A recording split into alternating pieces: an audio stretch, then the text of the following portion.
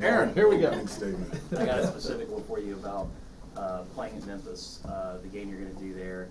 We've gone from teams having the secret scrimmages and everything else. Now you're playing a scrimmage, just going for charity. Kind of what appealed to you about doing an event like that and linking up with Memphis like you're doing? Well, I mean, I think a couple things. One, teaming up with Penny. You know, we've had a long relationship, obviously playing against each other in the NBA, and so being able to, you know, we have a friendship and, you know, just talking in terms of when we were together and recruiting, and we talked about the possibility of us playing together, and we both really liked the idea.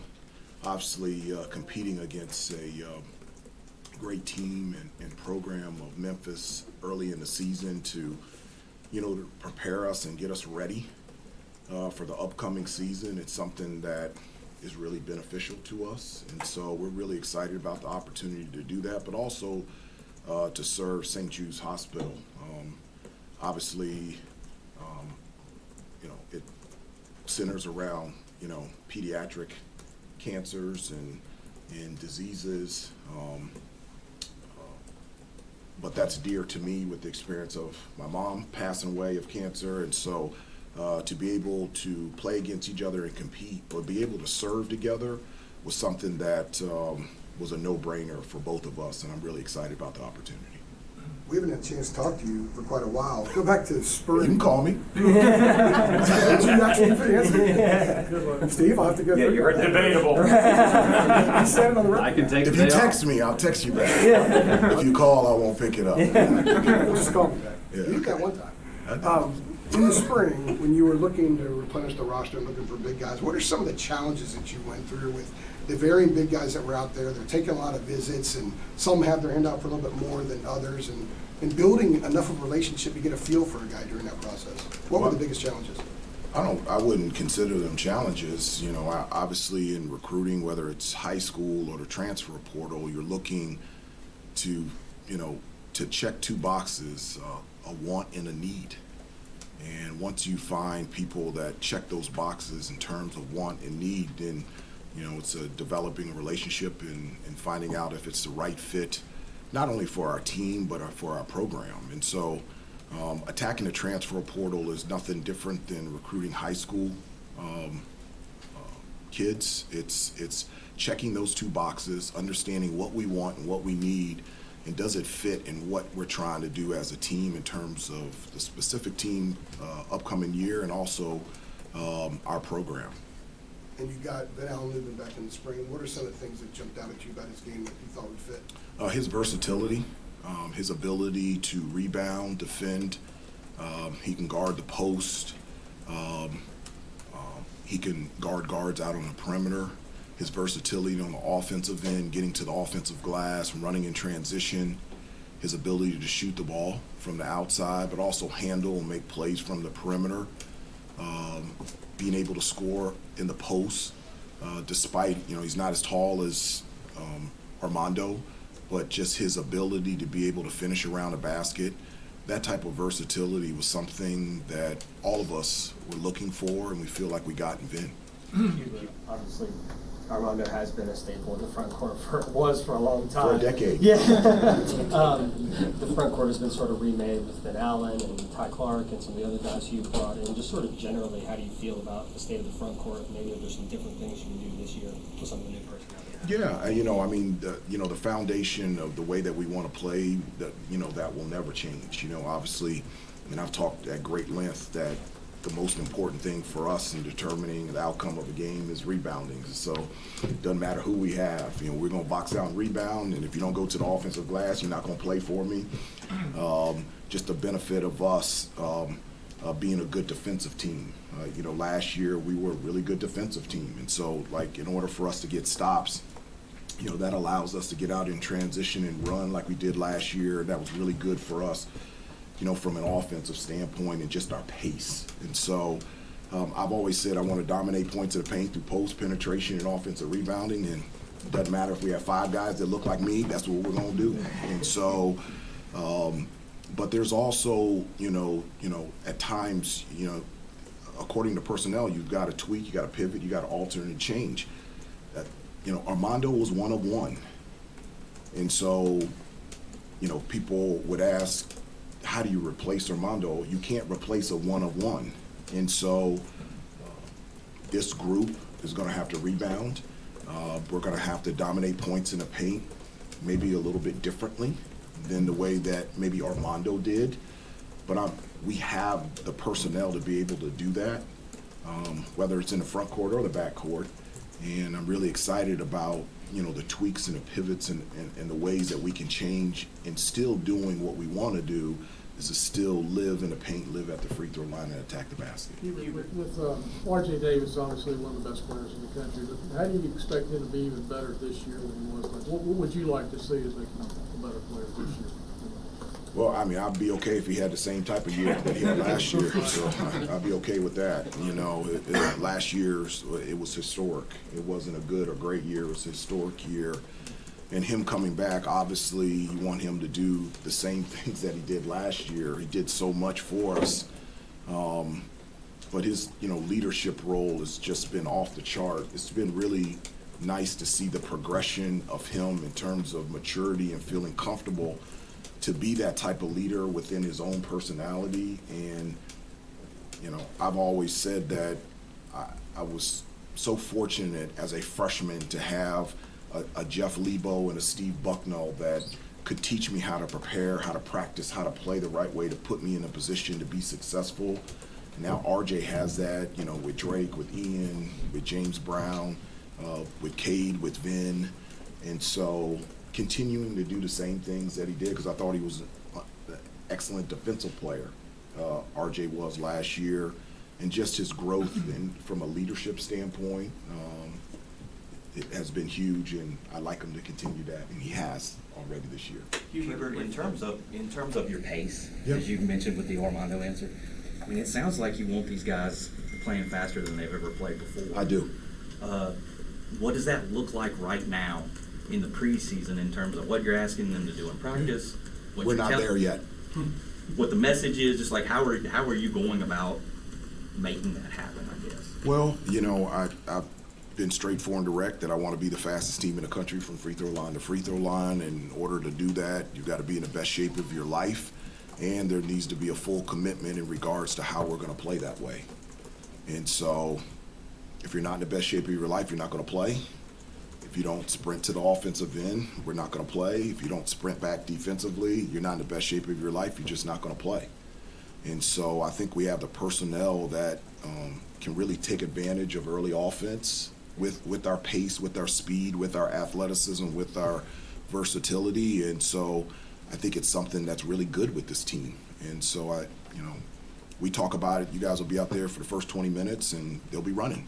And it's a real huge emphasis for us to be in great shape so that we can play at the pace that we want to play this year. Hubert, to go off of that a little bit, obviously you have now, as you mentioned, Ian Jackson joining, you know, Hiddo and R.J. Davis and Seth Trimble in that backcourt.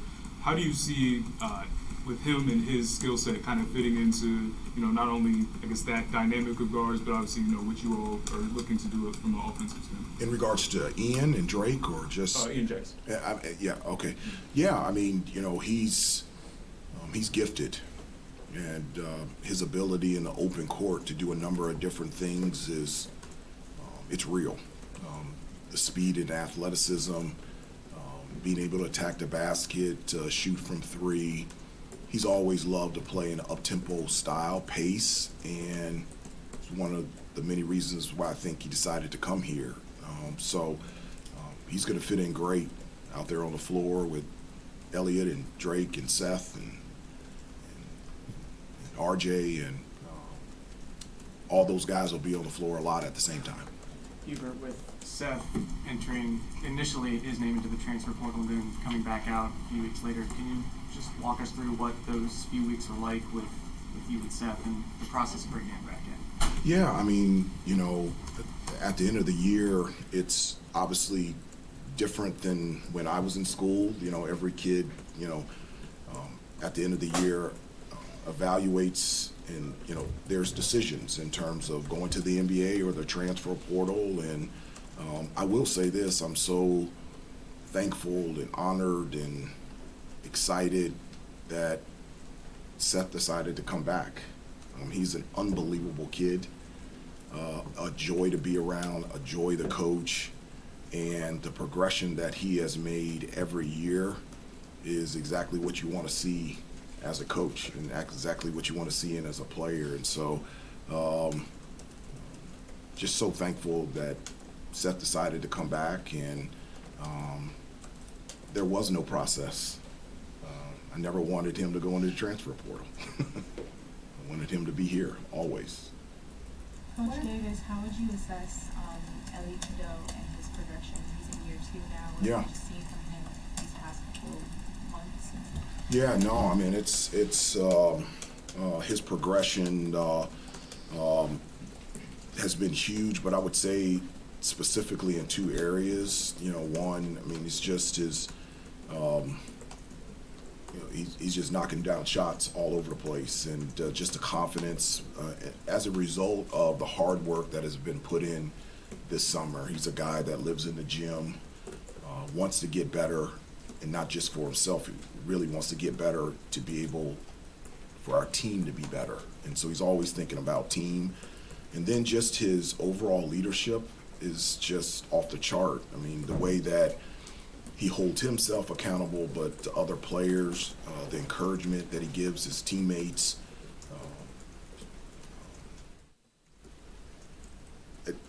You know, one of the things that we forget, you know, like what I love is the progression of going from your freshman to sophomore to junior. And, you know, you don't, because of going to the NBA and because of the transfer portal, sometimes you don't get to see or experience that.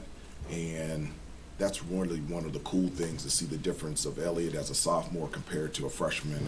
It's really neat. Can you talk a bit about his progression of the game, kind of outside of like internationally and season, stuff like that? You know, he has his team Cadeau and everything, growing the game. Yeah, how good are they? I'm not sure. The AAU team, I was right? looking Yeah. like he's being a leader off the court as well, Yeah. just growing the game of basketball. Can you talk a bit about that? Yeah, it is. You know, I mean, that's an example of just giving back, getting out in the community. He's also did 2 camps at Hargrave Community Center, which is a community center that serves the Chapel Hill community that specifically serves African American, Hispanic communities. And he's done 2 camps there. One of the camps coincided with a backpack drive where, you know, he was given supply full backpacks to kids to start the school. And so that's just another example of the growth and him, you know, growing up, and it's been great. Just to follow up on, you said he's making shots all over. Is it reps and confidence from the summer that has maybe helped the shot? Is it anything mechanical you guys have done in terms of, especially with shooting with range for Elliot? Yeah, I think it's a combination of both, you know, and just, you know, tightening the screws, you know, in terms of the discipline and details of, you know, shooting and just the fundamentals. But it really is getting in the gym and, you know, just living in the gym, and just like the repetition and just the hours of being able to be put in there just to put yourself in a position to be a consistent shooter. And he has done that. He has been committed to that. But, you know, it's not just shooting from 3. It's, you know, as I told you before, the leadership on the court, off the court. It's again, it's been really good to see. Hubert, what have you seen from Jalen Washington this offseason, and what do those conversations look like with him as he goes into that upperclassman role? Yeah, I mean, those conversations have, you know, and his growth has, it's been fun to watch as well. You know, this whole summer, you know, his first year was really rehab. And the last couple of summers, and specifically this summer, was, you know, working on his game. And, you know, he's gotten bigger, he's gotten stronger, he's gotten more athletic, he's gotten more confident. We need him to have a big year. He's been our best rebounder, our best screener, our best big in shape, running the floor, shooting the ball extremely well from the outside. Does a really good job in space, off of rolls, off of ball screens, DHOs, being able to finish around the basket and attacking offensive glass, and that's what we need. And we need him to do that consistently. And as well as he's doing that, he is a better kid. He's adorable. He's just, I know he's 6'11", but he's just, I love him to death. He's pretty cool to be able to coach him every day. How do you balance that adorable side with what you want to see from him Well, on the yeah, court? then when I get on the court, it's, let's go. You know me, as soon as you cross the line, like it's time to go. And so I don't want him to be adorable out there on the floor. I want him to be, getting every rebound, running the floor, dunking on everybody. But he's put himself in a position to have a chance to be a major contributor this year, and it's because of his hard work and dedication, and he's well deserving of it. Do you think he feels any pressure to step into a more prominent role with Bacot gone? No, I think all these guys are excited about the opportunity of getting more minutes and playing a bigger role. This is why you come to Carolinas, because you want to be on the biggest stage and at the highest level and have an opportunity to be able to contribute. And so I don't think any of our guys get nervous or shy away from that. I think they do the exact opposite. I think they step towards it. Hubert, it worked out for you last year when you put a 6'7" guy at the 4 in Harrison Ingram, small ball 4. Will you do that with Cade Tyson? Does he have that sort of appetite that Harrison Ingram had? Like, do you see him more as a 4 or a 3? Like, what do you think there? Well, again, that's a possibility. The thing that, one of the many things that I do like about this team is, the versatility of what this team in terms of lineups can look like. Again, I don't compare players. I don't let's get another Armando or let's get another Harrison. Harrison was Harrison, Armando was Armando. You know what I'm saying, though. I know what you're saying. But yes, it could be. Cade at Belmont played a number of different positions, and I've said this before, that's what I recruit and that's what I coach. It is positionless. I want guys to be able to make impact plays in many different areas on both ends of the floor. So Cade at the 4, that's a possibility that could be out there on the floor. Drake at the 4, that's a possibility that could be out there on the floor. That's something that I really like about this team, is that we could go big, we could go small, and I feel really good about that as long as we can rebound. That's the key. I'm sorry. Can I go? In the history of Carolina basketball, or the history that a lot of us are used to covering, it's unusual to have a position and to recruit 3 or 4 guys for that and not get any of them. Can you talk about how NIL factored into that? How do you know we didn't get any of them? Well, from everybody here, right? No, I know that, but I don't remember, and I love all of you guys, but I don't remember any of you guys in coaches' meetings. And I'm not trying to be a smartass. I'm not either. Yeah, the guys that have been listed on the top 5 coming in to visit and so forth, you didn't get any of those 4, and you went to Kansas State and Kentucky and Arkansas and so forth. Can you talk about how NIL played into that? Well, I can tell that we had 3 guys come in on official visits in the summer, and we got 2 of them. You're dodging my question. No, I'm not. I'm talking about the 6'10" guys, the 6'9" guys, 6'10" guys who have. I don't know who you're talking about. I don't read Twitter. Okay, so in a general sense, how did NIL play into your recruiting this year, since it's new? NIL is new, and since I've become head coach, it's been the explosion of NIL. It's been the involvement of the transfer portal. It's the extra COVID year on the backside of a pandemic. NIL is a part of college basketball. I've always said that I like NIL.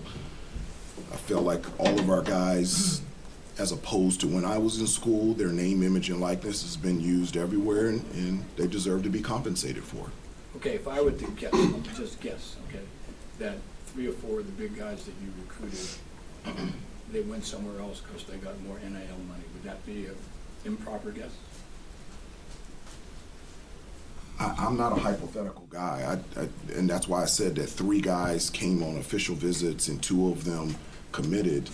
is because I'm talking about facts. I don't answer and I don't talk in hypothetical situations. Well, you know, Let's move on. Hubert, Andrew, go ahead. Jalen Withers was pretty open last year about how it took him a while to be comfortable here in a variety of ways. And he said later in the year he was getting comfortable, and it showed on the court. Yeah. What have you seen, how have you seen that carry over in the offseason up to now? Yeah, I mean, just the consistency of stacking days, understanding the importance of discipline and details of, and what I mean by that is just, I always talk about making routine plays routinely and understanding that the little things are what makes big things happen, like talking on defense, boxing out, attacking the offensive glass, and making the easy play on the offensive end, knocking down free throws, different stuff like that. And so, from the first year to this year with Jay Witt, I've seen growth in terms of stacking consistently more of those days. And it's been really fun to see. He's playing at a really high level right now. Hubert, have you ever had the chance to coach your kids in anything before? No. Well, I coach them in life. I'm their dad. What's the dynamic been like when you've had fathers and sons on the same team? There hasn't been any dynamic. I mean, Coach Lebo obviously had Creighton Lebo, and now I have my son Elijah, and he's my son that happens to be on the team this year.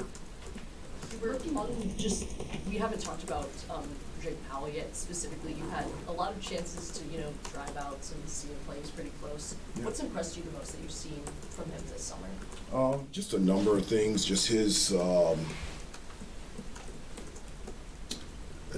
for a guy to be as talented as he is equally and probably even more humble.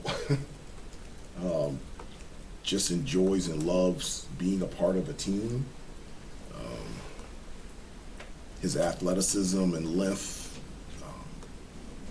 from a defensive standpoint is just off the chart. And as I was talking about making impact plays on a number of different areas, he's somebody that checks boxes all over the place. And so when you bring that type of level of player here, but brings in a team first, humble attitude, that's something that you always want, and I'm so glad that Drake is here. Hubert, with the group of transfers you brought in last season, Harrison, Cormac, Pax, those guys, you talked about how they were coming from teams that maybe they didn't have the type of seasons that those teams had wanted. Do you feel the same way about this group of transfers that you brought in this year with Cade and Allen? That they would have the same? That they would have the same sense of urgency that you talked about coming from teams that maybe hadn't had the type of seasons that they wanted. Well, I want everybody to have a sense of urgency. I think that's the only way that you can play. And that sense of urgency is not just in games, it's in practice, it's in individual workouts, it's in the weight room. A sense of urgency of being the best that you can be and try to tap out everything that you can from a day-to-day basis. And so I talk at great length to the team about having a hunger and thirst to be the best that you can be individually and as a team, and that's something that's just an expectation, not just for the transfer, but for everybody. Got time for about 3 more. Specifically with Cade, he was the first guys that you guys signed out of the portal this summer. What was it that was attractive to you about him when you were looking for just options to replenish the unit? And just can you sort of take us through, what it was that actually convinced him that this is the best place for him? Yeah, I always say basketball player, and it's just really basic, but it is. Obviously he has an ability to really shoot the ball. I mean, 46% from 3 is real. So I like that. His size, his ability in offensive end to move without the basketball, cuts. He can handle it, attack the offensive glass, and he's learning that more and more every practice. And with his size, the versatility that he can give from a defensive standpoint in terms of rebounding, and it's 6'7", 6'8". That's great length to have on the wing or in regards to maybe a small ball. And so his ability to make impact plays on both ends of the floor with his ability to shoot. He's a basketball player, and it was something that I really wanted here. Just like follow up, was his brother involved in the process? I mean, obviously you are. No, he wasn't. Very familiar with him. No, I'd take Hunter too. He was pretty good, but no, his brother was not involved in the process at all, but I'm a huge fan of his brother. The growth that he made throughout his college career, I never liked playing against him. But for him, it's through hard work that he's in a position with the Denver Nuggets right now. And in terms of the work ethic, it's the same thing with Kate. I was going to ask, just in the next few months, they're going to decide whether to fully renovate this place or build a new place. Just what are your thoughts on that? What side would you You guys are lean to? throwing fastballs. You follows your program pretty seriously. No, I will say this. I love every day walking into this building and it says the Dean Smith Center.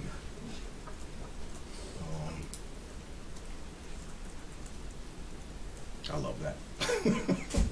That's all I'll say.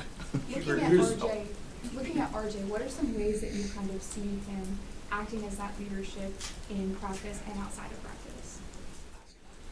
Well, obviously on the court, one of the things that I always tell the guys is I want them to be leaders, but I want them to be leaders within their own personality. And RJ's not the rah-rah, loud type of personality guy. He's gotten better with that and more of that every year. So he continues to do that. But in terms of the leadership by example, it's off the chart. The way that he prepares, the way that he practices, the way that he puts himself in a position every play during practice to be the best that he can be. I can't think of a better example to watch than him. And then off the court, his ability, like I call him like a connector, a gatherer, from the standpoint like he connects and gathers the entire team. And so it could be really easy as a fifth-year senior to say, you know what, Drake and Ian and JB, they're freshmen, I'm going to be over here. No, he's with them. He's taking them out to breakfast, he's taking them out to lunch. Then Seth and all of them are together, and it's really because of him. And so I just, his impact off the court in building team is really important to him, and it's even more important to him that this is his last year. Last one, Adam. Hubert, obviously I know the game out in the blue-white game out in Cherokee is moving back here for understandable reasons, but I wanted to just ask you the idea of that coming to fruition and what made that a thing you guys wanted to do. It seems like this is the next step in this whole NIL space. Like what was it that you liked about it? I'm assuming you'll do more of it. Like, just can you sort of paint that picture for us? Yeah, I mean, I think the idea of, a long time ago when I was in school, after the season we would do barnstorming, and so we would go play games all around the state. And the reason why we would do it is not everybody had an opportunity to come to the Smith Center, and so why not do that in the preseason? It gives us an opportunity to travel around the state and for North Carolina fans to be able to see us that can't make all the way down here in the Smith Center, and gives us an opportunity to compete and play in front of people. And I think that's always good for us. And so, yes, it's something that we tried to do, and we'll do it here next Saturday, but it's something that we'll do in the future moving forward. Thanks, everybody.